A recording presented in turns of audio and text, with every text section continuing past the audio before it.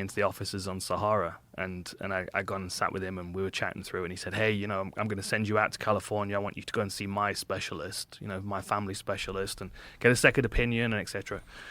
But he said also, we've got another plan for you. He said, I won't spoil it. At some point you'll see Dana, and Dana will tell you what the plan is. And it was like a movie. As I was walking out of the offices, a stretch monster Hummer pulled up.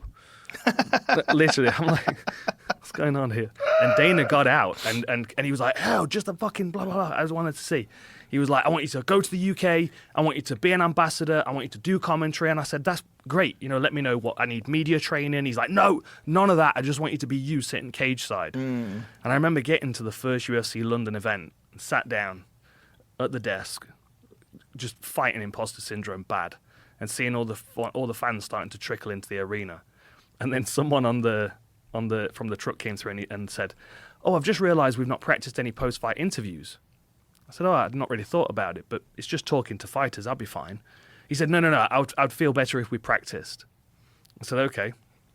He said, okay, Brad Pickett wins by knockout. Go.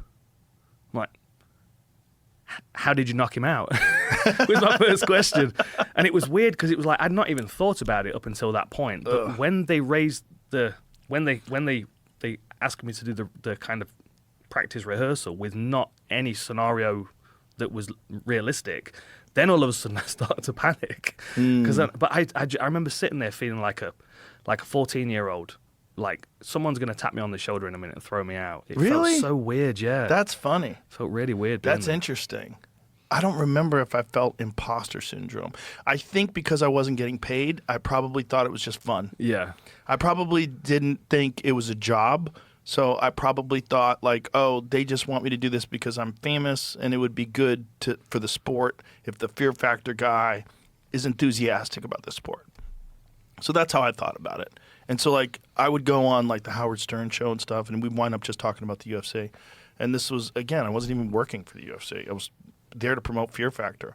But I was talking about how much I loved UFC, and I think it's awesome. And back when I was competing, no one knew what the best sport. It's so hard for people to recognize that today because it's not that long ago, Like when last time I fought was like 88 or 89. You would think like we kind of had it sorted out back then, but you didn't. No one knew.